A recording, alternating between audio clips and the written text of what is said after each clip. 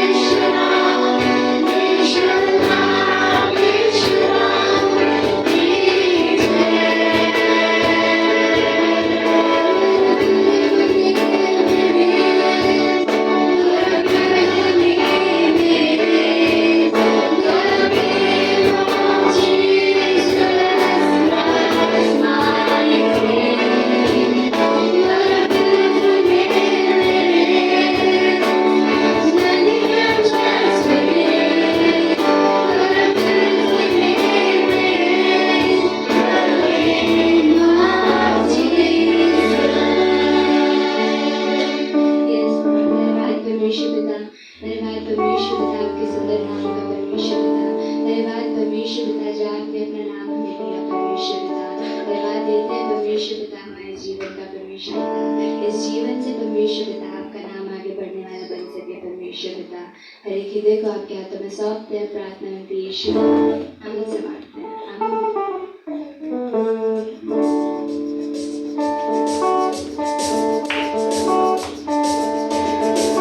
आइए सब तालियां बजाएंगे परमेश्वर को।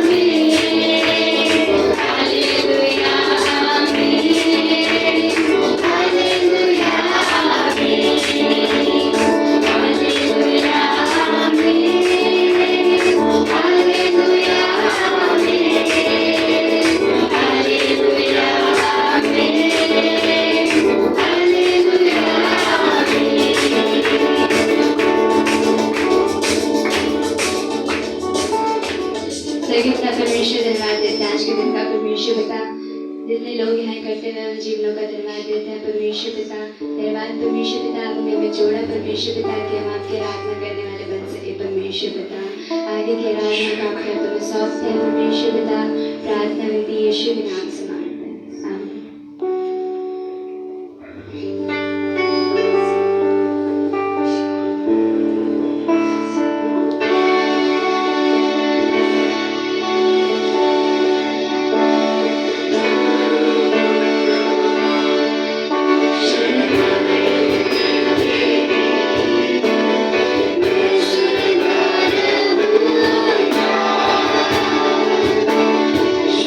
Worship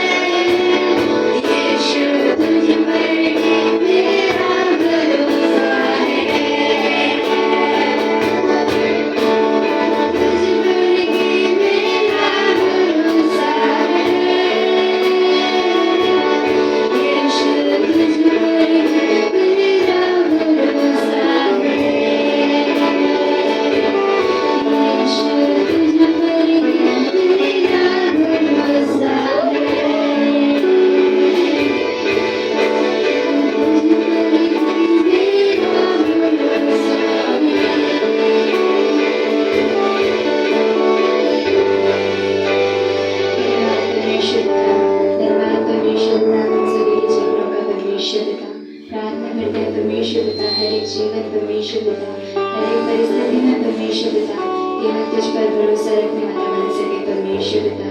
हर परिस्थितियाँ परमेश्वर पिता जो भी है परमेश्वर पिता, परमेश्वर पिता हर एक जीवन परमेश्वर पिता तेरे पास आए परमेश्वर पिता, और तुझ पर भरोसा रखने वाला बन सके परमेश्वर पिता। आगे की सभा का क्या तुम्हें सौंपते हुए प्रार्थना यीशु के नाम से मांगते हैं, आमीन।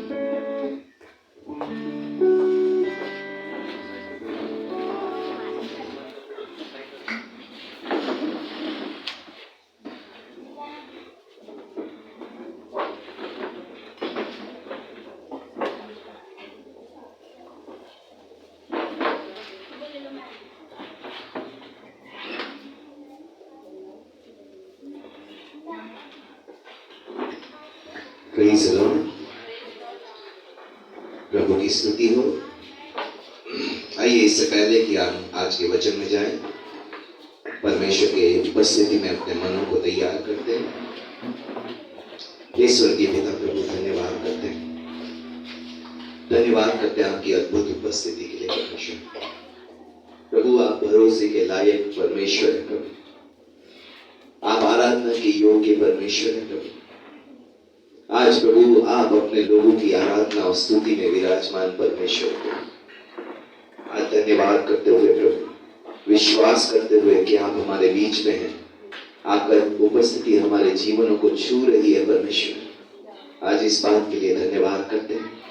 आज हर एक जीवन जो प्रभु यहाँ पे है परमेश्वर आपने छुआ है, और प्रभु आप हमारे मनों को तैयार कर रहे हैं, बदल रहे हैं परमेश्वर, इसलिए धन्यवाद करते हैं। आज प्रभु जो आपकी इच्छा है परमेश्वर, उसके लिए हर एक मन तैयार होने वाला बन सके परमेश्वर। आज प्रभु जैसे आपका वचन कहता है परमेश्वर कि धर्मी जन विश्वास से जीवित रहेगा, आज प्रभु हमें वो धर्मी जन बनने में जो विश्वास से जीवित रहता है सिखाइए परमेश्वर यीशु के नाम से। प्रभु आपका वचन कहता है परमेश्वर कि मनुष्य सिर्फ रोटी से जीवित नहीं रहेगा, परमेश्वर के मुख से निकले हुए हर एक शब्द से जीवित रहेगा। आज प्रभु हमें रोटी से जीवन जीना जो हम सीख गए हैं परमेश्वर, आज हम आपके वचनों से जीवन जीना सीखने वाले बन सके परमेश्वर। आज प्रभु धन्यवाद करते हैं, विश्वास करते हैं कि आप हमारी प्रार्थनाओं को सुनने वाले, आज प्रभु आप हमारे सोचने समझने और मांगने से कहीं अधिक देने वाले परमेश्वर है। आपकी पवित्र आत्मा का सामर्थ्य से आपका वचन हमारे दिलों की गहराइयों तक पहुंचे। आज हमारे मनों को, हमारे विचारों को, हमारे जीवनों को तैयार कीजिए परमेश्वर, आपका वचन सुनने के लिए, समझने के लिए, अपने जीवन में उतारने के लिए प्रभु। आज उस वचन को सिर्फ सुनने वाले नहीं परमेश्वर, आज उस पर चलने वाले बनकर आशीषित होने वाले बन सके। धन्यवाद करते हुए, विश्वास करते हुए कि आपने हमारी प्रार्थना सुनी है, यहाँ पे मौजूद हर एक जीवन को आपके हाथ में सौंपते हैं। आज जितने भी बीमार है परमेश्वर, आज उनको छुइए और चंगाई दीजिए परमेश्वर। आपकी बल और शक्ति और सामर्थ्य से भरे जाए परमेश्वर, और कहने वाले बन सके जब मैं कमजोर होता हूँ तब मैं परमेश्वर के बल से मजबूत हूँ परमेश्वर। आज प्रभु धन्यवाद के साथ हर एक निराशाओं में प्रभु जो जीवन है परमेश्वर, उसे आशा दीजिए। आपके वचन में जो आशा है, आपकी उपस्थिति में जो आनंद है, उससे भरिए यीशु मसीह के नाम से। हर एक प्रभु आज तनाव की आत्मा को यीशु के नाम से तोड़ते हुए प्रार्थना करते हैं परमेश्वर। हर एक चिंता बोझ से स्वतंत्र होकर हम आपके वचन को सुनने वाले, समझने वाले, आपकी उपस्थिति में आपके आनंद से भरने वाले बन सके। धन्यवाद करते हुए, विश्वास करते हुए ये सारी प्रार्थना यीशु मसीह के नाम से मांगते हैं, आमीन, आमीन। जो सीरीज से हम चल रहे हैं परमेश्वर के वचन में 40 दिन, जिसमें अब तक हम देख चुके हैं कैसे हमें परमेश्वर के वचन को जोर से बोलकर घोषणा करते हुए अपने जीवन में पढ़ना है। आज जो हम दूसरा सीखने जाएंगे, लेकिन इससे पहले कि हम आज दूसरे तरीके को सीखें कि कैसे परमेश्वर के वचन को हमें पढ़कर समझना है, सबसे पहले कई बातें हैं जो विश्वासी परमेश्वर के वचन ना पढ़ने के लिए कई बातें कहते हैं। मोस्टली विश्वासी को जब पूछा जाता है कि परमेश्वर का वचन पढ़ते हैं तो कहा जाता है हमारे पास समय ही नहीं। जब हम परमेश्वर के वचन के लिए समय नहीं निकालते तो हमारा बाकी का जीवन जो है व्यर्थता में और बेकार की चीजों में या हमारे समय की बर्बादी में चला जाता है। आज हमें किसी भी बात का समय नहीं होता है, लेकिन जो हमारे लिए महत्वपूर्ण होता है उसके लिए हम समय निकालते हैं। आज एक स्टूडेंट के पास इतने काम हो सकते हैं कि उसके पास पढ़ाई का ही समय ना हो। आज एक नौकरी वाले व्यक्ति के पास इतने काम हो सकते हैं कि उसके लिए नौकरी का समय ना हो। आज जो घर काम करने वाली गृहिणी है उसके पास इतने काम हो सकते हैं कि उसको घर काम के लिए ही समय ना हो। लेकिन हम जिस काम को महत्वपूर्ण समझते हैं उसके लिए समय निकालते हैं।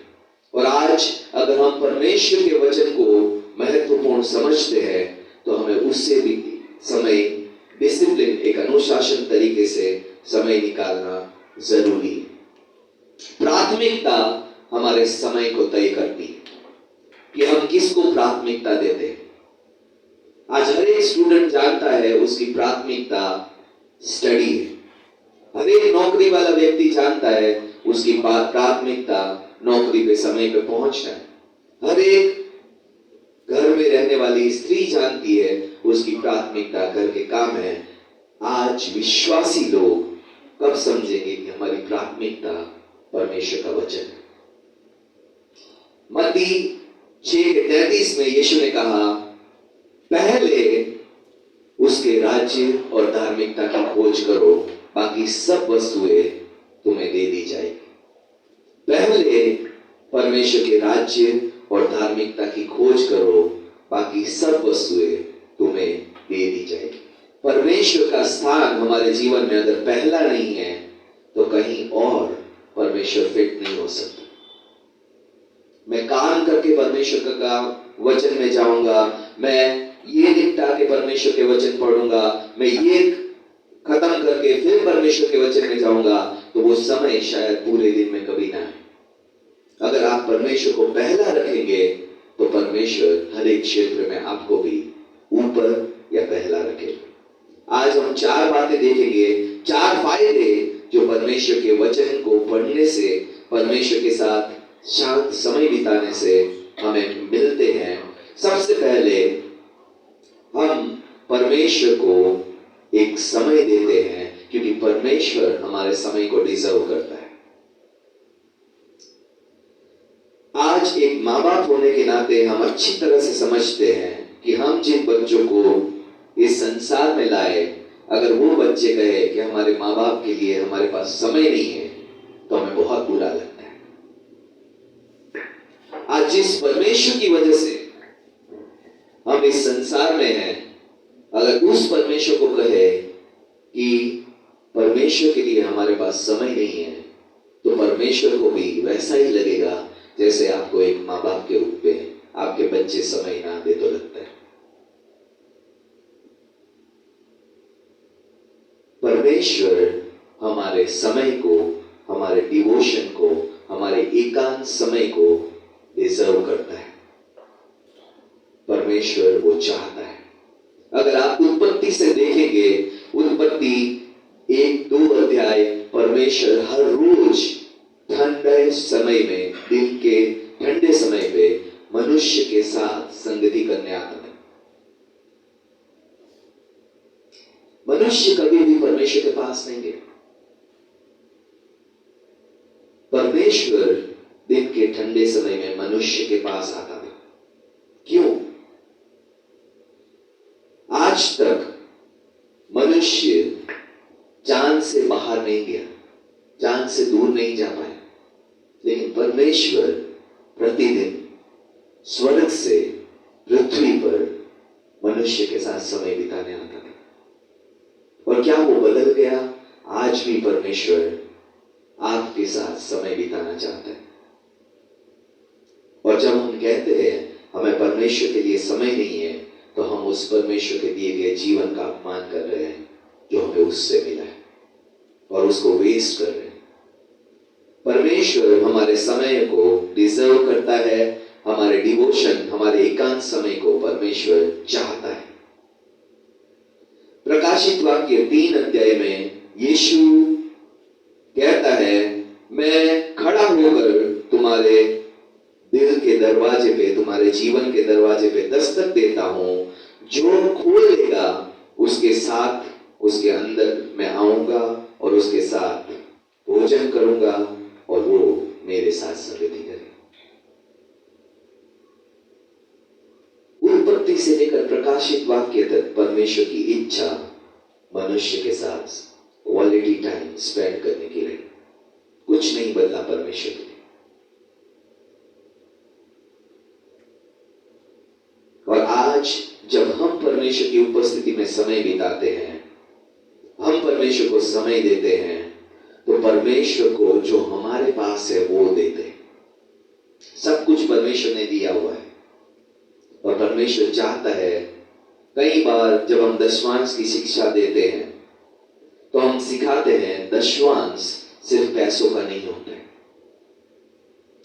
पैसा एक क्षेत्र है जो शायद दशमांश हमें सबसे पहले देना है। हमें समय का दशमांश, अपनी योग्यताओं का दशमांश परमेश्वर को देना है, क्योंकि परमेश्वर वो डिजायर करता है, इच्छा रखता है, चाहता है। शुरू से लेकर आखिर तक परमेश्वर की इच्छा मनुष्य के साथ संगति करने की रही। प्रकाशित वाक्य 21 और 22 वचन पढ़ेंगे तो परमेश्वर का वचन कहता है, वहां सूरज और चांद की जरूरत नहीं पड़ेगी, परमेश्वर अपने लोगों के बीच में आकर रहेगा। हर एक माँ बाप को अच्छा लगता है उनके बच्चे बड़े होने के बाद भी उनके साथ समय बिताएं, उनसे बातें करें, उनके साथ अपने संघर्षों को बांटे, उनके अनुभव से सीखे और उनसे बेहतर जीवन जिए। परमेश्वर भी ऐसा ही एक पिता है जो ये सब कुछ चाहता है। पहली बात, परमेश्वर हमारे समय को चाहत रखता है। सबसे पहला, जब आप परमेश्वर को परमेश्वर का देते हैं, परमेश्वर आपको कभी पीछे नहीं रहने देता। जीवन, जितने जीवन को मैंने देखा है डिवोशन टाइम में, परमेश्वर को जो परमेश्वर का स्थान देने में पहला रहते हैं, परमेश्वर हमेशा उनको टॉप पे ले जाता है। दूसरा फायदा, परमेश्वर से हम डायरेक्शन यानी कि दिशा निर्देश पाते हैं।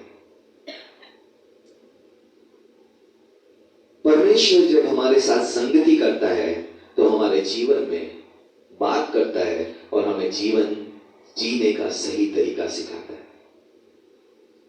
आज कई बार आपके और मेरे माता पिता ने जो जीवन जीने का तरीका सिखाया, समाज ने जो जीवन जीने का तरीका सिखाया, हमारे अनुभवों ने जो जीवन जीने का तरीका सिखाया, वो सही नहीं। परमेश्वर हमें सही जीवन जीने का तरीका सिखाता है। और दाऊद भजन संहिता 25 में लिखता है, परमेश्वर मुझे तेरे रास्ते दिखा, मुझे तेरे रास्तों पे चलना सिखा, मेरा दिशा निर्देश कर ताकि मैं सच को जानूं, क्योंकि तू ही मेरा परमेश्वर, तू ही मेरा उद्धार करता, तू ही मेरी आशा है, पूरे दिन तू मुझे संभाले रहता है। हर बार जब परमेश्वर से आप संगति करते हैं, परमेश्वर आपको दिशा निर्देश देता है, गाइडेंस देता है। और आज कई बार हम पीछे मुड़ के देखते हैं, हमने कई गलतियां की और उसको सुधारा नहीं। इसकी वजह से ऐसी जीवन के मोड़ पे आके खड़े हो गए जहां पे हम गलतियां नहीं सुधार सकते।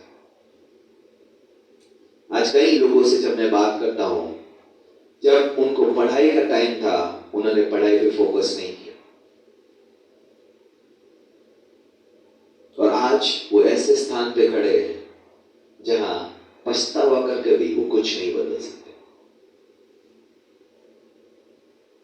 लेकिन अगर परमेश्वर की जब हम सुनते हैं तो मिड कोर्स यानी कि गलतियों के बीच में परमेश्वर हमें यू टर्न लेना या गलतियों से वापस जाना, गलतियों को सुधारना सिखाता है। तब तक इंतजार मत कीजिए जब तक आपका जीवन खत्म हो जाए और हम कहे हमने अपना जीवन वेस्ट कर दिया। परमेश्वर से अगर आप हर रोज संगति करेंगे तो हर रोज परमेश्वर आपको दिशा निर्देश देगा और हम अपने आप को सुधारने वाले और परमेश्वर की इच्छा के अनुसार चलाने वाले बन पाएंगे। आज कहता है, trust in the Lord with all your heart and lean not on your understanding, and all your ways acknowledge him and he will make your path straight. अपनी बुद्धि अपनी समझ का सहारा ना ले, परमेश्वर पे भरोसा रख और परमेश्वर तेरे मार्गों में तेरी अगुवाई करेगा। जब हम अपनी और बुद्धि और समझ से चलते हैं, वचन कहता है एक मार्ग है जो मनुष्य को सही लगता है, लेकिन उसका अंत मृत्यु है। कौन देख पाता है? हम नहीं देख पाते। परमेश्वर देखता है और परमेश्वर कहता है इस मार्ग से मुड़ जा। कैसे मुड़ना है, कब मुड़ना है, किस तरीके से तू सही मार्ग पे आ पाएगा, सब कुछ परमेश्वर का वचन। जब हम डिवोशन करते हैं, परमेश्वर के साथ बैठते हैं, तब परमेश्वर हमसे बात करते हैं। जब हम प्रतिदिन बैठते हैं तो हम कई समस्याओं को बड़ी होने से बचा सकते हैं। कई बातों को हम जड़ से उखाड़ कर फेंक सकते हैं। कई आदतों को हम बदल सकते हैं क्योंकि परमेश्वर हमें सिखाता है। तीसरा फायदा, परमेश्वर की उपस्थिति में प्रतिदिन बैठने से हम आनंद से भर जाते हैं। भजन संहिता 16:11 में लिखा है कि तू मुझे अपनी उपस्थिति में आनंद से भरता है। परमेश्वर का वचन कहता है परमेश्वर की उपस्थिति में आनंद की भरपूरी है। अगर आप सच में कुड़कुड़ाने वाले जीवन से, चिंता वाले जीवन से, ग्रम्बलिंग वाले जीवन से, कड़वाहट वाले जीवन से बाहर आना चाहते हैं, तो परमेश्वर की उपस्थिति में बैठना सीखिए। सिर्फ परमेश्वर ही है जो हमें आनंद से जीवन जीना सिखा सकता है। बहुत से जीवन है जो हर रोज जब भी आप मिलोगे वो कंप्लेन करेंगे अपने जीवन की समस्याओं के बारे में। क्या उनके पास नहीं है, क्या होता तो उनका जीवन बेहतर होता, कैसे लोगों ने उसको साथ व्यवहार किया और क्या लोगों ने नहीं किया, क्या लोगों ने ये किया वो किया, इसकी वजह से उनका जीवन खराब हो गया और आप कुछ भी उनके जीवन में आनंददायक नहीं सुन पाते। परमेश्वर की उपस्थिति में बैठने से हमारा जीवन आनंद से भरता है। फिलिपियों 3:8 कहता है, पौलुस कहता है, I consider everything a loss compared to the surpassing greatness of knowing Christ my Lord. मैं सब कुछ को कूड़ा समझता हूं जब मैं परमेश्वर यीशु मसीह को जानता हूं। आज मुझे नहीं पता आपके जीवन का क्या उद्देश्य है, लेकिन पौलुस ने कहा कि मेरे जीवन का एक उद्देश्य है कि मैं प्रभु यीशु को जान पाऊं, उसके दुखों में सहभागी हो पाऊं, उसकी मृत्यु में एक हो पाऊं, ताकि जी उठने की सामर्थ को जान पाऊं। बहुत ही ज्ञानी व्यक्ति था, उसके पास पूरे लॉ का पूरा ज्ञान था, लेकिन उसने सब कुछ छोड़कर, एक फरीसी होने का पद छोड़कर, जो कि धार्मिक अगुवे जो रहते थे, उसने यीशु मसीह को ग्रहण किया और सब छोड़कर परमेश्वर ने जहां बोला वहां चला गया। और तब कहता है कि मैं सब कुछ को जो मैंने प्राप्त किया था उसे कूड़ा समझता हूं इसके सामने कि मैं यीशु मसीह को जान पाऊं। आज बाइबल जब हम पढ़ते हैं तो प्रभु यीशु मसीह को जानना हमारा उद्देश्य होना चाहिए कि मैं प्रभु को समझ पाऊं। कल मैं एक विश्वासी से डिसाइपलिंग ले रहा था और उसने मुझे एक सवाल पूछा कि क्यों परमेश्वर तो यीशु तो पूरे टाइम सिर्फ परमेश्वर के राज्य के बारे में बात करता रहा, लेकिन इंसान उसके चेहरे तक कभी भी परमेश्वर के राज्य के बारे में बात नहीं की। किसी ने नहीं पूछा परमेश्वर के राज्य के बारे में मैं और जानना चाहता हूं। किसी ने नहीं बोला परमेश्वर के राज्य को मुझे समझने में सहायता कर, एक ने भी। और उसने बोला यीशु ने तो पूरा प्रचार परमेश्वर के राज्य का किया, लेकिन किसी ने भी परमेश्वर के राज्य में इंटरेस्ट नहीं दिया। और उसने पूछा क्यों ऐसा है? और तब मैंने कहा परमेश्वर हमेशा अनंत जीवन की बात करता है, मनुष्य आज और अभी की बात करता है।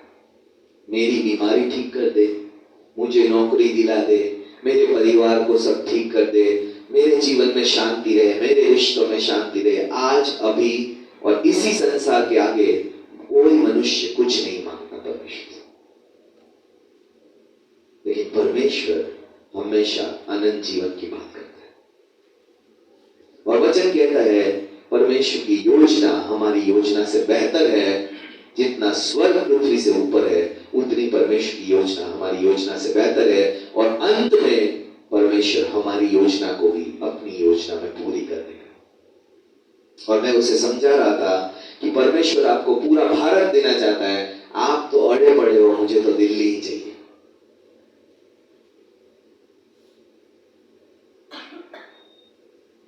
और कई बार हम भी अड़े पड़े, हमें तो आशीष ही चाहिए, हमें तो चंगाई ही चाहिए, हमें तो नौकरी ही चाहिए, हमें तो यही चाहिए, हमें और कुछ नहीं चाहिए।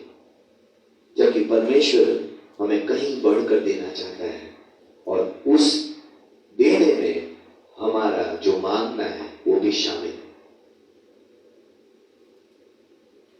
पूरा भारत मिलेगा तो दिल्ली भी मिल ही जाएगी, लेकिन परमेश्वर का वचन कहता है आखिर में तुम्हारी योजना पूरी होगी। दिल्ली लास्ट में देखो जो आप मांग रहे हो। क्यों? क्योंकि पहले दिल्ली देगा तो बाकी के कोई में इंटरेस्ट ही नहीं रहेगा। आज कई प्रार्थनाएं हमारी इसलिए रुकी है कि हम परमेश्वर की इच्छा को समझ ही नहीं पा रहे। परमेश्वर उससे कहीं बढ़कर बढ़ा देना चाहता है। परमेश्वर की उपस्थिति में आनंद की भरपूरी है। चौथी बात जो फायदा होता है परमेश्वर की उपस्थिति में बैठने से, हम परमेश्वर यीशु मसीह जैसे बनते जाते हैं। एक कहावत है, birds of the same feather flock together. जिस संगति में आप रहते हैं उसका रंग, उसका चरित्र आप पे ना आए, ऐसा हो ही नहीं सकता। वचन कहता है गुस्सा करने वाले व्यक्ति के साथ ज्यादा मत घूम, क्योंकि तू भी ऐसा ही बन जाएगा। गाली बकने वाले के साथ ज्यादा मत घूम, तू भी ऐसा ही बन जाएगा। जुआ खेलने के साथ ज्यादा मत घूम, तू भी ऐसा ही बन जाएगा। बियर कट के साथ ज्यादा मत घूम, तू भी ऐसा ही बन जाएगा। क्यों? क्योंकि जिसके साथ हमारी संगति होती है वो हम पर प्रभाव छोड़ता ही छोड़ता है। और अगर आज परमेश्वर के साथ हमारी प्रतिदिन संगति है तो हम भी परमेश्वर की स्वरूप और समानता में बदलते जाएंगे, क्योंकि परमेश्वर की उपस्थिति हो नहीं सकता आप में और मुझ में बदलाव ना लाए। जब आप और मैं परमेश्वर का समय टीवी को देते तो टीवी सीरियल में जो चल रहा है वही हमारे दिमागों में भी भरता है और हम भी ऐसे ही सोचेंगे। कई समय से हम जब क्राइम पेट्रोल देखते थे, क्राइम पेट्रोल की स्टोरीज आप में इतनी घुस जाती है कि आपको लगता है हर जगह आपके साथ कुछ गलती हो रही है। क्यों? क्योंकि आपने दिमाग अपना जुर्म की बातों पे लगा दिया। आज मुझे नहीं पता हम कहां समय बिताते हैं, किससे संगति कर रहे हैं, लेकिन उसका प्रभाव हमारे जीवन पे आ रहा है। आज अगर टीवी शो से संगति है तो टीवी की जो भी बातें अंदर चल रही है वो हमारे दिलों में भी चलेगी। आज अगर हमारी संगति अविश्वासियों से है तो उनका विश्वास आपको अविश्वासी बना के ही छोड़ेगा। आज अगर हमारी संगति ऐसे लोगों से है जो परमेश्वर के प्रति कड़वाहट से भरे हैं तो हो सकता है आप भी जल्दी ही कड़वाहट से भर जाए। आज आप और मैं किससे संगति करने का चुनाव करते हैं, यह डिसाइड करेगा कि आप और मैं कैसे बनेंगे। कई विश्वासी सिर्फ अपनी समस्याओं के बारे में ही सोचते रहते हैं और समस्या से जो नहीं भी होती है उनको भी आमंत्रित कर देते हैं। आज परमेश्वर की उपस्थिति में बैठने से हम परमेश्वर के नजरिए से समस्या को देखना, समझना और सॉल्व करना सीखते हैं। हर एक कई बार मैं देखता हूं बाइबल में परमेश्वर के पास जब भी कोई मनुष्य अपनी समस्या लेके गया, परमेश्वर ने समस्या के बारे में ज्यादा बात नहीं की, सॉल्यूशन के बारे में बात।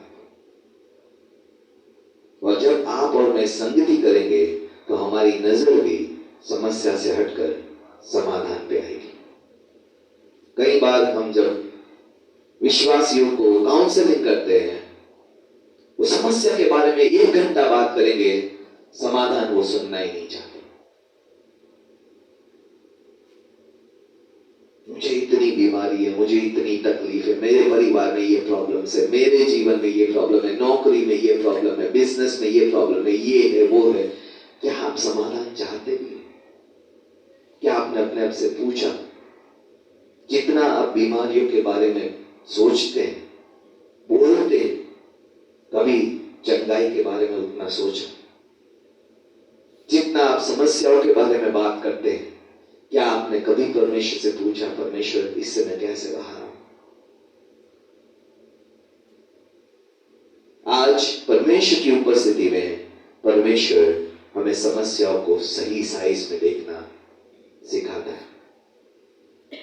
मैं हमेशा एग्जाम्पल देता हूं, जब मैं मलेशिया गया, एक प्रचारक आया था जो आराधना करना सिखाता था, और उसने कहा मेरी बेटी जो शायद 3 साल की थी, वो मेरा हाथ पकड़े एक बार लिफ्ट में गई, और लिफ्ट में जैसे ही लिफ्ट, यहाँ पे तो हमारे 3-4 स्टोरी की बिल्डिंग होती है, वहां पे 50, 60, 70, 80 स्टोरी की बिल्डिंग होती है, और वो अनकंफर्टेबल होने लगी।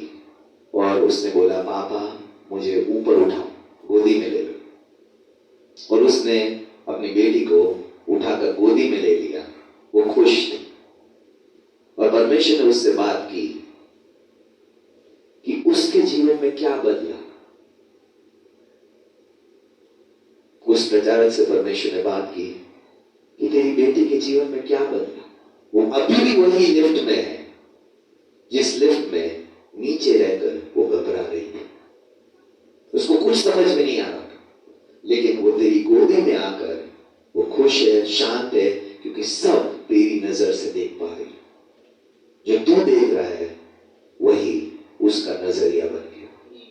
और उससे परमेश्वर ने उसको सिखाया, जब हम समस्या और प्रॉब्लम्स की बात करते हैं, हम परमेश्वर से बहुत दूर हैं, बहुत नीचे। और आराधना करके हम परमेश्वर की नजरिए तक आते हैं, और परमेश्वर की नजर से उस समस्या का समाधान देखते हैं। और हम सोचते हैं, इतनी छोटी सी बात के लिए मैं इतनी बड़ी बड़ी बातें कर रहा हूं, इतना टाइम वेस्ट कर रहा हूं। परमेश्वर ने ये समस्या को तो समाधान करके रखा। और उसने कहा, your altitude decides your attitude. तुम्हारी ऊंचाई दिखाती है कि तुम किस नजरिए से सोच रहे हो। आज नकारात्मक सोच वाले कभी भी ये नहीं कह सकते मैं परमेश्वर से प्रतिदिन संगति कर रहा हूं।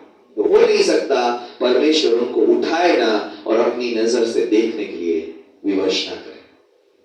अगर अभी भी हमारे लिए हमारी समस्या सबसे बड़ी है, हमारी बीमारी लाइलाज है, अगर अभी भी हमारी प्रॉब्लम, हमारे परिवार की समस्या का कोई हल नहीं है, आपने और मैंने अभी तक परमेश्वर को जाना ही नहीं, परमेश्वर के नजरिए से चीजों को देखना शुरू ही नहीं किया। क्योंकि हो नहीं सकता वो बच्ची जैसे ऊपर उठी और उसका नजरिया ना बदला, उसका देखना ना बदला। आज हमें जब परमेश्वर के साथ समय बिताना है तो कई बातों को ध्यान रखना है। सबसे पहला है, मेरा एटीट्यूड क्या है परमेश्वर के साथ समय बिताने का। परमेश्वर का वचन 1 शमूएल 16 में कहता है, परमेश्वर बाहरी रंग रूप नहीं देखता, परमेश्वर मन को देखता है। मन में क्या देखता है? किस मन के साथ आप परमेश्वर के पास आते हो? क्या आप सही मन के साथ परमेश्वर के साथ पास आ रहे हो? सही मन के साथ अगर आप परमेश्वर के पास नहीं आ रहे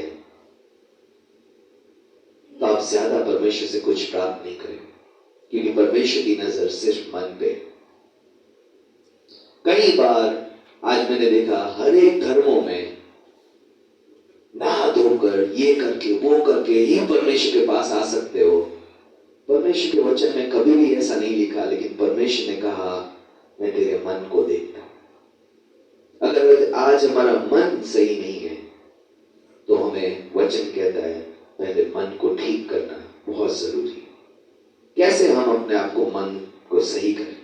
सबसे पहले परमेश्वर से आशा रखे कि परमेश्वर मैं तेरे पास आ रहा हूं, एक अच्छा समय मैं तेरे साथ बिताऊं।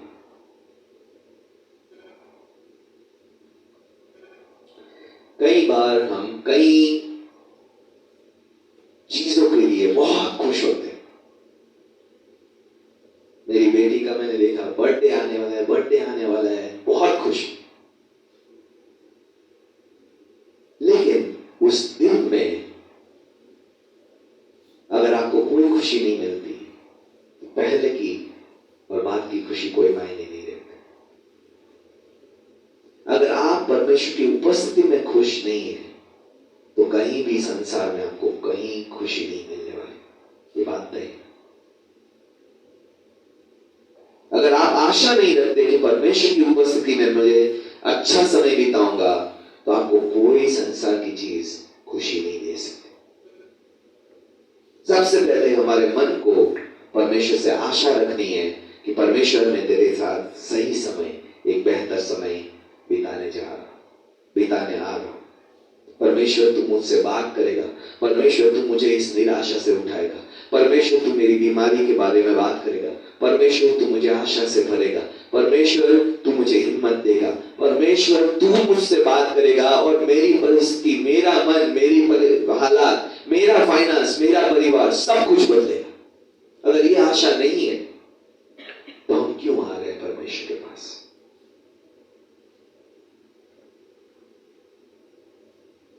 सिर्फ परमेश्वर से आशा रखते हुए नहीं आना है, परमेश्वर के साथ सम्मान से आना है।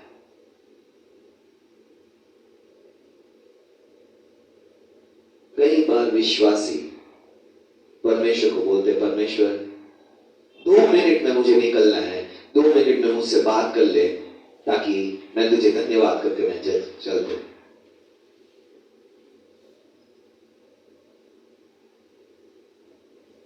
जब हम अपने से ऊपर किसी को मिलने जा रहे होते हैं तो हम उसका इंतजार करते हैं।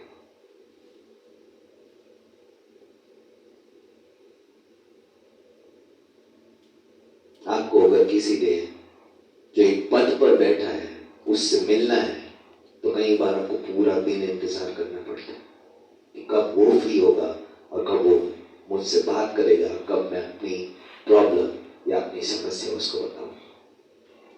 लेकिन परमेश्वर के साथ विश्वासियों का एटीट्यूड मुझे कई बार आश्चर्य में डाल देता है। कौन परमेश्वर है और कौन सेवक है? परमेश्वर को हम ऑर्डर देते हैं, 5 मिनट है, जो बात करनी है कर ले। कौन परमेश्वर है और कौन सेवक है?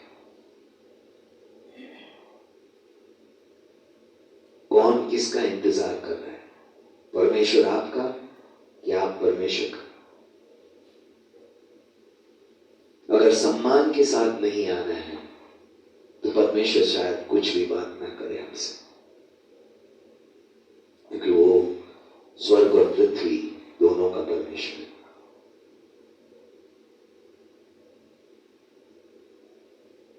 आप अगर भाग भाग के आएंगे और भाग भाग के चले जाएंगे, परमेश्वर से आप कुछ प्राप्त नहीं करेंगे।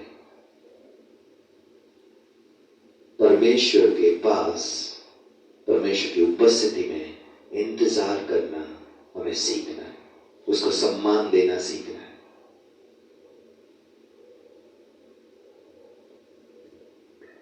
परमेश्वर के पास अलर्ट होकर आना है, नींद में नहीं आना कि सोते सोते परमेश्वर तुम मुझसे बात कर ले और मैं सोते सोते ही तेरी सुन लूंगा और सोते सोते ही मान लूंगा।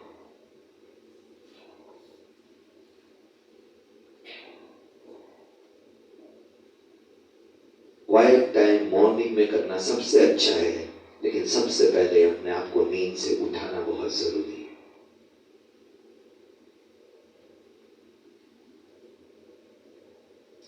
मोस्ट विश्वासी बेड में क्वाइट टाइम करते हैं और करते करते ही सो जाते हैं, प्रार्थना करते करते सो जाते हैं और फिर उठ के सोचते हैं मैंने तो इतना घंटा प्रार्थना कर लिया। क्या आप अलर्ट भी थे परमेश्वर की उपस्थिति में? उठ गए थे क्या? और आज हमें कई बातें समझना बहुत जरूरी है। बहुत बेसिक बात है कि अगर मैं परमेश्वर के साथ 15 मिनट या आधा घंटा बिताना चाहता हूं तो सुबह उठकर मैं वो 15 मिनट और आधा घंटा नहीं ढूंढता, उसकी तैयारी पिछली रात से शुरू होती है। पिछली रात से मुझे 15 मिनट या आधा घंटा जल्दी सोना बहुत जरूरी है। एक 2 बजे सोकर हम बोले परमेश्वर के साथ में 6 बजे उठकर क्वाइट टाइम करूंगा, आपका शरीर ही नहीं उठ पाए और उठेगा तो भी कोई परमेश्वर को समय नहीं दे पाए, ध्यान नहीं दे पाए।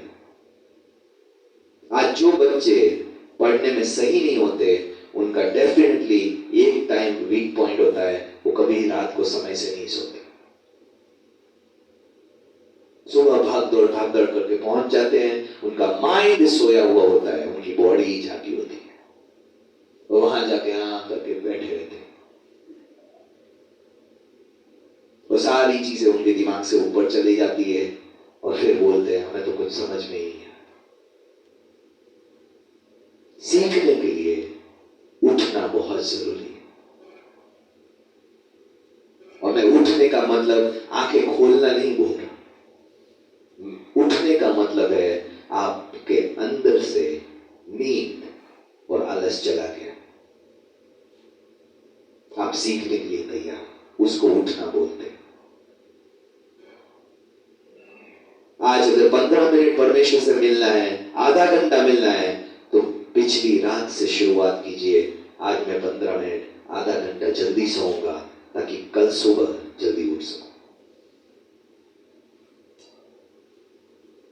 चौथी बात जो है, परमेश्वर के पास आप सुनने के लिए ही नहीं मानने के लिए आ रहे हैं। आप समय इसलिए नहीं बिता रहे हैं कि परमेश्वर एक सजेशन देगा और मैं कहूंगा परमेश्वर मेरे पास तो इससे बेहतर आइडिया है, परमेश्वर मैं तो ऐसा नहीं करूंगा, मैं तो ऐसे ही करूंगा। अगर आप परमेश्वर की मानने के लिए नहीं आ रहे, परमेश्वर की उपस्थिति में आने का कोई पॉइंट ही नहीं। एक प्रचारक ने कहा परमेश्वर की उपस्थिति में जाने से पहले मैं अपने दिल को तैयार करता हूं, जो परमेश्वर बोलेगा उसके लिए मैं हाँ बोलूंगा, तभी मैं परमेश्वर की उपस्थिति में जाता हूं। कि जो परमेश्वर कहता है मेरा जवाब हाँ होगा, मेरा जवाब हाँ होगा, चाहे परमेश्वर कुछ भी कहे, मुझे करने को, मुझे छोड़ने को, मुझे बदलने को कहे, मेरा जवाब हाँ होगा। तभी आप परमेश्वर की उपस्थिति में से कुछ अच्छी चीज प्राप्त कर पाओ। अगर आप बोलोगे मैं सोचूंगा, परमेश्वर जो कहता है वो करूं कि ना करूं, आप परमेश्वर से एक शब्द भी नहीं सुन पाओगे और जीवन भर नहीं सुन पाओगे, क्योंकि आपका मन मानने को तैयार नहीं। और परमेश्वर का वचन कहता है परमेश्वर मनों को देखता है।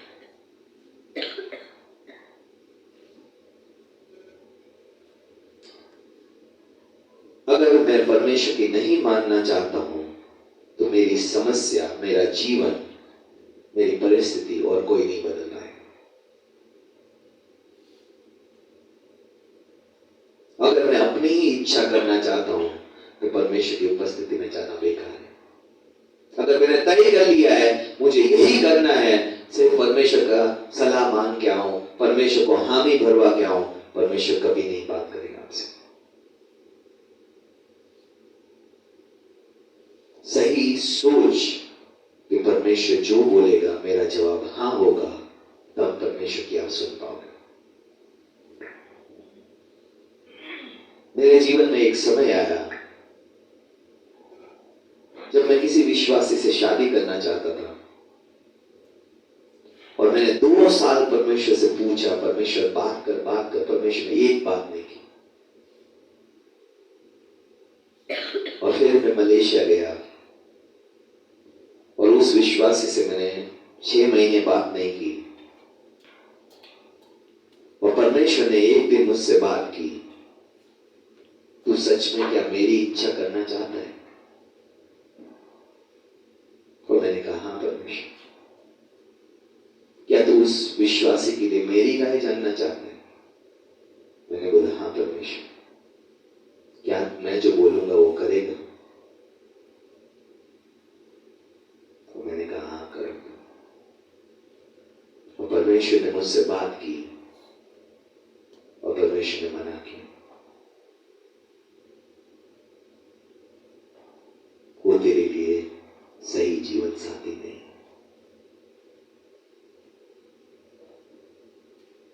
मुश्किल था मानना, मुश्किल था अपने आप को उससे बाहर निकालना, लेकिन मैंने कहा परमेश्वर मैं तेरी सुनूंगा। मैं अपनी नहीं करूंगा, मैं नहीं जानता।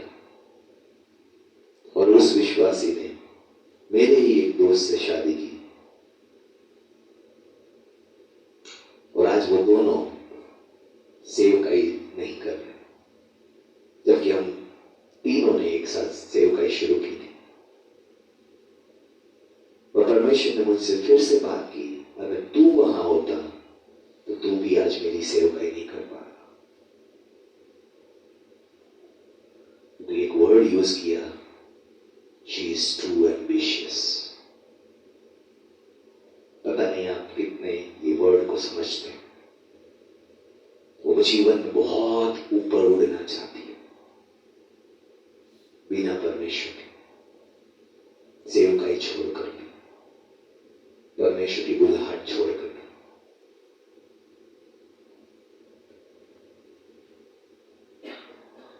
मैंने सोचा परमेश्वर तूने इतने साल से मैं प्रार्थना कर रहा था, क्यों नहीं बोल रहा था? परमेश्वर ने कहा तू तैयार नहीं था मानने के लिए, सुनने के लिए। तू चाहता था मैं तेरी हाँ में हाँ करूं। तो ये सच था। परमेश्वर कभी बात नहीं करता जब हम ऑलरेडी मन बना चुके हैं और सिर्फ परमेश्वर की हामी भरने के लिए परमेश्वर की उपस्थिति में गए। कई बातें हमें करनी जरूरी है अगर हम परमेश्वर की उपस्थिति में से सही बातों को सीखना चाहते हैं। सबसे पहले अपने समय का तय कीजिए कि मैं इतना समय प्रतिदिन परमेश्वर को दूंगा, चाहे 10 मिनट से ही शुरू कीजिए। लेकिन जो 10 मिनट आप दे रहे हैं बेस्ट दीजिए, पूरे 10 मिनट परमेश्वर को दीजिए। 10 में से 5 मन भटक रहा है, इसके बारे में सोच रहे हैं क्या बनाएंगे, कहाँ जाएंगे, किससे मिलेंगे, ये सब सोच के साथ 10 मिनट मत दीजिए। जब आप परमेश्वर को 10 मिनट दे रहे हैं, पूरा मन, पूरा शरीर, पूरा ध्यान आपको परमेश्वर की उपस्थिति में लाना है। हर रोज एक सेट समय रखिए, क्योंकि वो समय ही आपको परमेश्वर की याद दिलाएगा। अगर आप हर रोज अलग अलग समय चुनते रहेंगे, हो सकता है आप कभी भी अपने आप को अनुशासित ना कर सकें। दूसरा, प्रतिदिन परमेश्वर को समय देना जरूरी है। ये नहीं कि एक दिन कर लिया, 10 चैप्टर पढ़ लिए, पूरे हफ्ते कुछ भी बाइबल नहीं पढ़ा, कुछ भी परमेश्वर के पास नहीं है। हम कभी भी एक दिन में 7 दिन का खाना नहीं खा पाते, चाहे कितने भी आप खाने वाले क्यों ना। अगर आपको कहा जाए 7 दिन खाना नहीं मिलेगा, आज ही जितना खाना है खा ले, तो हम में से कोई नहीं खा पाएगा। आत्मिक भोजन का भी यही सच है। हम 7 दिनों का आत्मिक भोजन एक दिन में नहीं खा पाएंगे। हर रोज परमेश्वर की उपस्थिति में जाना बहुत जरूरी है। समय रखिए, हर रोज रखिए और एक जगह तय कीजिए जहां पे आप परमेश्वर से बात कर सके, जहां पे आप ऊंची आवाज से बाइबल पढ़ सके, जहां पे आप अपने मन की बात परमेश्वर से कर सके और आपको कोई डर ना। यीशु अगर देखें लूका 22 अध्याय में वचन कहता है कि वो माउंट ओलिव्स यानी कि ओलीव के पहाड़ पर गया और उसके चेले वहां उसके पीछे ढूंढते हुए गए, क्योंकि उसको पता था शाम को हर रोज वो वहां जाके प्रार्थना करता है। चेलों को यीशु को ढूंढना आसान था, क्योंकि उसके पास सेट समय था। कहां पाया जाएगा वो भी सेट जगह पे पाया जाता था। और आज भी विश्वासी लोगों को ये सीखना है कि हम परमेश्वर को प्रतिदिन एक सेट समय दे, एक सेट जगह पे परमेश्वर के पास आना सीखें। वो जगह कैसी होनी चाहिए? वो जगह ऐसी होनी चाहिए जहां ना आपको कोई डिस्टर्ब करे और ना ही आपकी कोई प्रार्थना सुने आप माइंड करने वाले। आप जोर से प्रार्थना कर सकते हो, परमेश्वर का वचन जोर से पढ़ सकते हो। आज वो जगह हो सकता है आपका बाथरूम हो। कई बार कई लोग बहुत आत्मिक हो जाते हैं, बाथरूम में मैं परमेश्वर से कैसे मिलूं? अगर बाथरूम ही वो जगह है जहां पे आप रो सकते हो, जोर से प्रार्थना कर सकते हो, स्तुति कर सकते हो, तो परमेश्वर आपको बाथरूम में भी मिलेगा।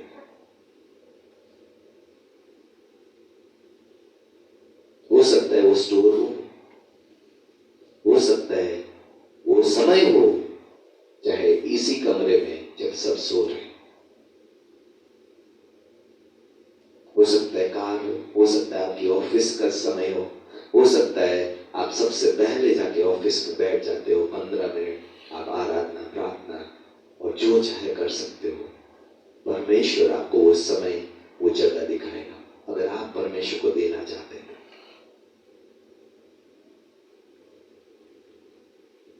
परमेश्वर को एक सिंपल प्लान से परमेश्वर के पास चाहिए कि परमेश्वर, मैं तेरे पास आकर सबसे पहले अपने मन को तैयार करूंगा। परमेश्वर, मैं प्रार्थना करूंगा कि परमेश्वर तू मेरे मन को, मेरे पापों को दिखा, मेरी गलतियों को दिखा, मैं मान लूं और तेरी आवाज सुन सकूं। फिर मैं परमेश्वर का वचन पढ़ूंगा और फिर उस वचन को ध्यान से याद करने के लिए अपने आप को समय दूंगा। परमेश्वर का वचन याद करने का एक बहुत अच्छा तरीका है। मैं आज भी याद कर रहा था कि मैं पहले विजिटिंग कार्ड, जो शायद 30 रुपए के 250 विजिटिंग कार्ड आते थे, अभी भी 30 रुपए के 250 ही आते मोस्टली, ठीक है। उसके आगे एक स्क्रिप्चर लिख लेता था जिससे परमेश्वर ने मुझसे बात की, उसके पीछे भी एक स्क्रिप्चर लिख देता था जिससे परमेश्वर ने मुझे बात की, और पूरे हफ्ते में वो याद करता था। वो विजिटिंग कार्ड को अपनी जेब में रखकर उसको याद करता था। बहुत सस्ता है, 30 रुपए में 250, कोई महंगा नहीं परमेश्वर का वचन याद रखने के लिए। 250 गुना 2 500 स्क्रिप्चर्स आप 30 रुपए में याद कर सकते हैं। आज हमें हर बार स्क्रिप्चर के लिए पोस्टर खरीदना जरूरी नहीं है। परमेश्वर का वचन हम आसानी से याद रख सकते हैं। परमेश्वर का वचन लिख कर याद करना बहुत अच्छी आदत है, जिससे परमेश्वर ने आपसे बात की। और फिर उसके बारे में प्रार्थना करना कि अगर परमेश्वर ने मुझे कहा है कि अपने गुस्से में पाप ना कर, तो हर बार मैं प्रार्थना करूंगा, परमेश्वर मुझे अपने गुस्से में पाप ना करने में सहायता कर।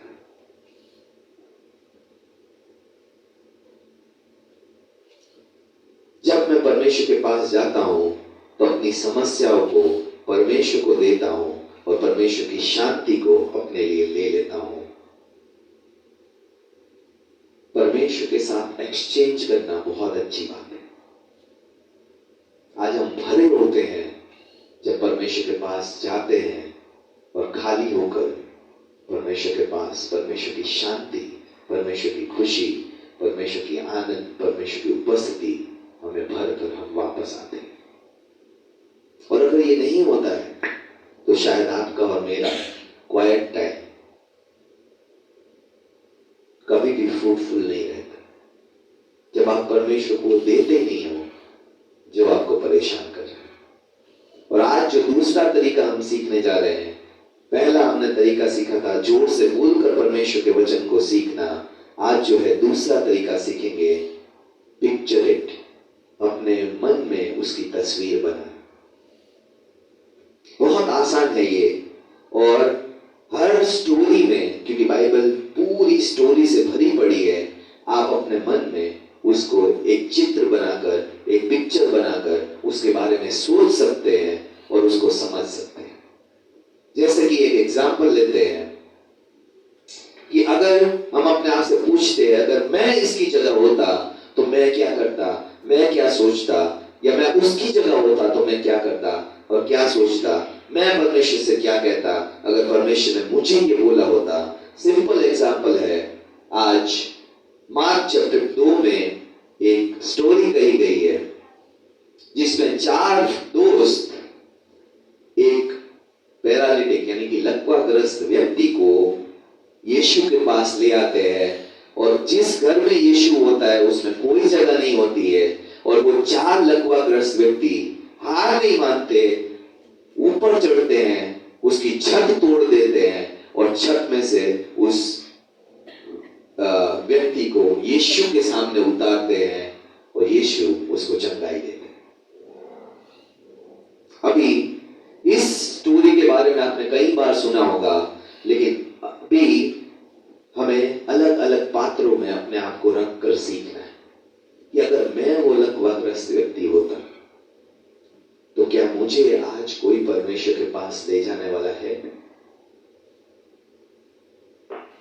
क्या मेरे पास वो 4 दोस्त हैं जो किसी भी हालत में मुझे यीशु के पास, यीशु के सामने ले जाएंगे ताकि मैं ठीक हो जाऊं? कैसा मैं फील करूंगा जब भीड़ को देखकर मेरे दोस्त बोलते हैं यीशु के पास पहुंचने का कोई रास्ता नहीं?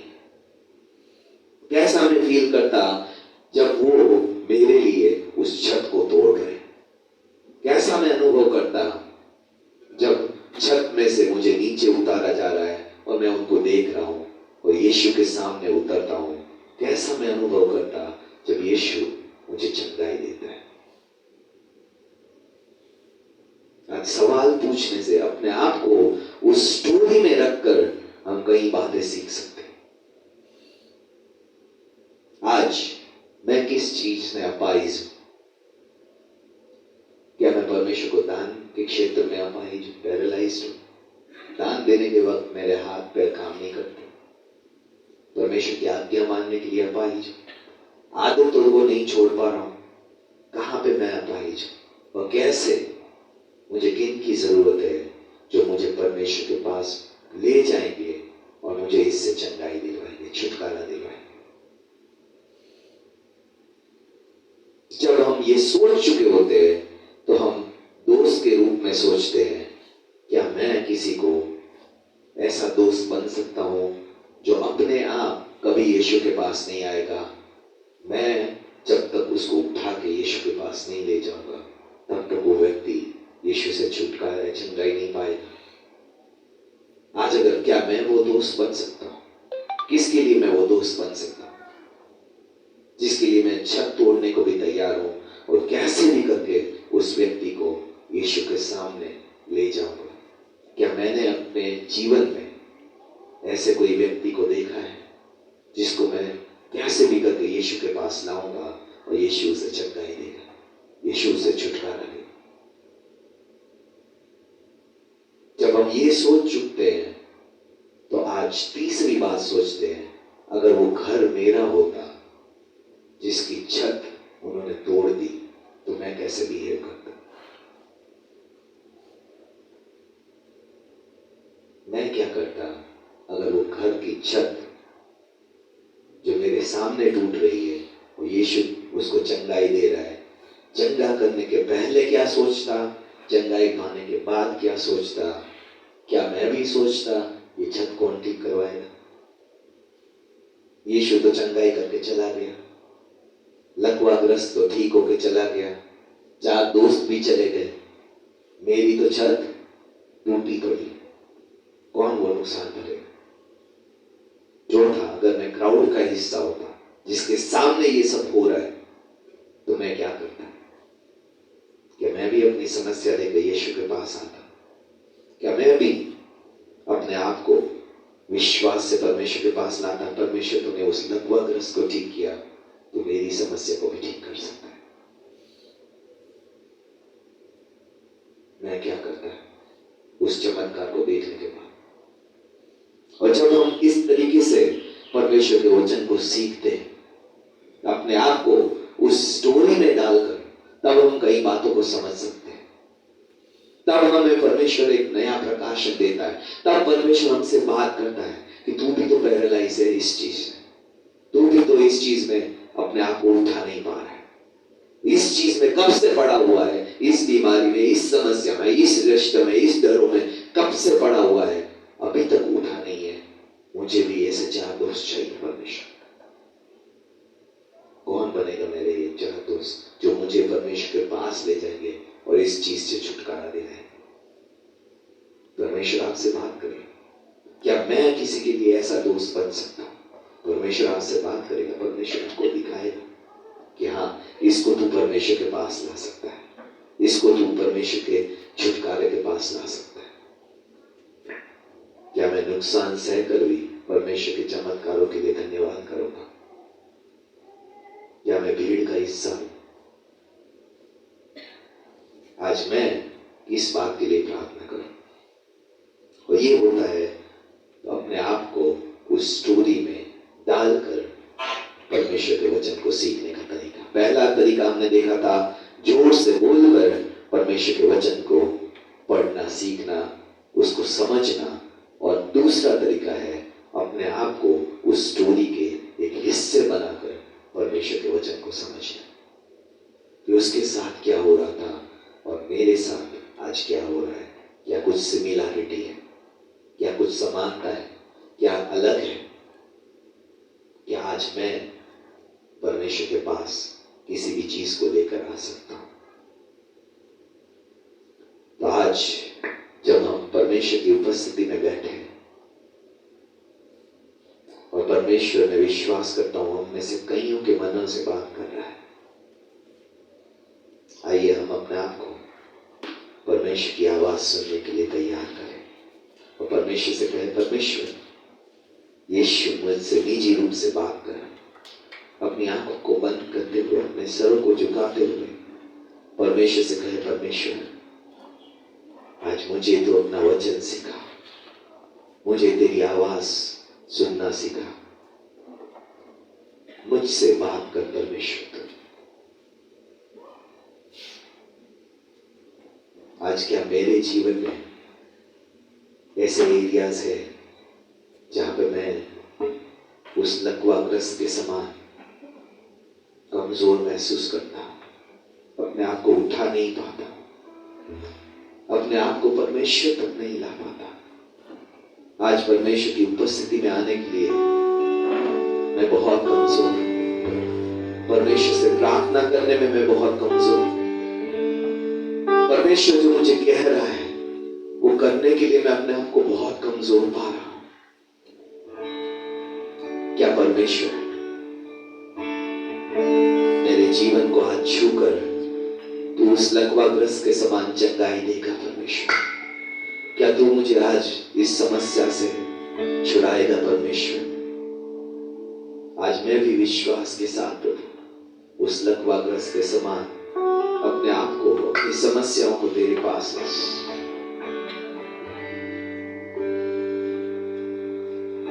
और जितने जीवन से परमेश्वर आज बात कर रहा है, आपको अपने जीवन की कमजोरियां दिखा रहा है, आज परमेश्वर कह रहा है, जैसे वो लकवाग्रस्त व्यक्ति मेरे पास आया और मैंने उसको चंगा और ठीक किया, आज मैं तुम्हें भी ठीक कर सकता। क्या हम विश्वास से परमेश्वर से कहेंगे, परमेश्वर आज मेरी इस कमजोरी को मेरे जीवन से हटा, परमेश्वर मेरी इस बीमारी को चंगाई दे परमेश्वर। आज प्रभु मुझे इस आदत से छुड़ा परमेश्वर, आज मुझे इस आज्ञाकारिता में आगे बढ़ा परमेश्वर। प्रभु आज मुझे भी खड़ा कर परमेश्वर, ताकि मैं वो कर सकूं जो तू मेरे जीवन से चाहता है परमेश्वर। क्या आज हम परमेश्वर की उपस्थिति में परमेश्वर की आवाज को सुनते हुए अपने आप को परमेश्वर की उपस्थिति में समर्पित करेंगे? अगर आप परमेश्वर की आवाज सुन पा रहे हैं, आज अपनी कमजोरियां देख पा रहे हैं और समर्पण करना चाहते हैं तो परमेश्वर की उपस्थिति में अपने आप को लाते हुए अपने हाथों को परमेश्वर के पास उठाते हुए परमेश्वर से प्रार्थना करना शुरू करें। क्या आज मैं ऐसा मित्र बन सकता हूं परमेश्वर? उन जीवनों को दिखा परमेश्वर जिनको मैं तेरे पास ला सकता हूं परमेश्वर, जिनको मैं देखता हूं परमेश्वर वो कमजोर है क्षेत्र में, लेकिन प्रभु तूने मुझे सामर्थ्य से भरा है परमेश्वर। आज प्रभु वो वचन में कमजोर है, मैं प्रभु सहायता कर कि मैं उनको वचन में मजबूर बनाने वाला बन सकूं परमेश्वर। आज वो आज्ञा पालन में कमजोर है परमेश्वर, मुझे प्रभु चुन ताकि मैं उसको प्रभु आज्ञाकारिता सिखा सकूं परमेश्वर। आइए इस समय अपने आप को परमेश्वर के हाथों में अर्पण करते हुए प्रार्थना करें। Thank you Jesus.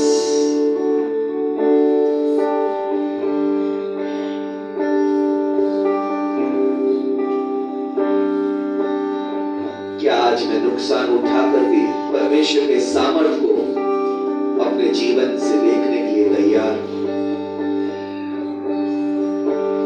आज जैसे उस घर जिसका घर था, जिसकी छत तोड़ी गई, उसने नुकसान सहा ताकि परमेश्वर की सामर्थ प्रकट हो, परमेश्वर की चंगाई किसी के जीवन को छू सके।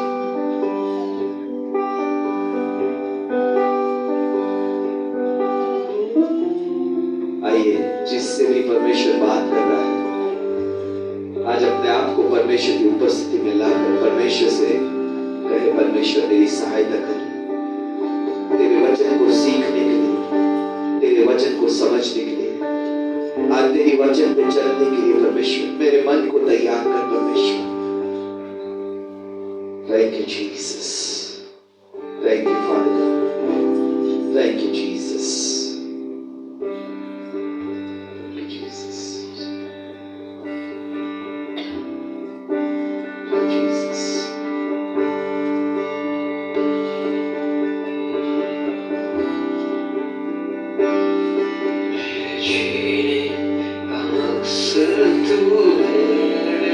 आइए परमेश्वर से बातें करें। परमेश्वर आपसे बात करने के लिए इस समय उतर है।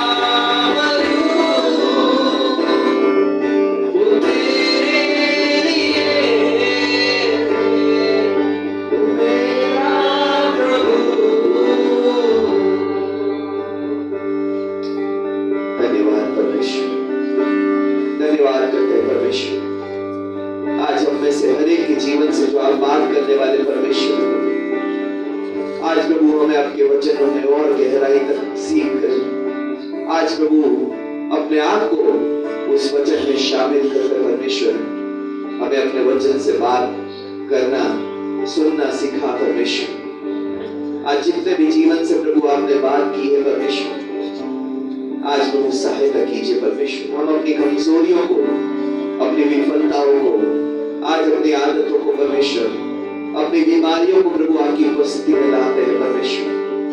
और प्रभु आज हम कहते हैं परमेश्वर आप आइए और हमें छू कर स्वतंत्र कीजिए परमेश्वर, ताकि हम भी वो मित्र बनने वाले बन सके परमेश्वर, जो दूसरों को आपकी उपस्थिति में, आपकी साथ रिश्ते में लाने वाले बन सके परमेश्वर। आज हमारी सहायता कीजिए प्रभु, यीशु मसीह के नाम से प्रभु।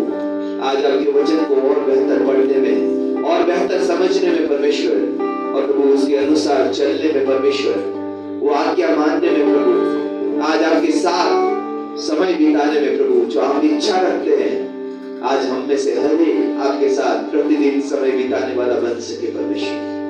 धन्यवाद करते हुए, विश्वास करते हुए कि आपने हमारी प्रार्थना सुनी है। आप हमारे सोचने, समझने और मानने से कहीं बढ़कर देने वाले परमेश्वर हैं। इस विश्वास के साथ ये सारी प्रार्थना यीशु मसीह के नाम से मांगते हैं, आमीन।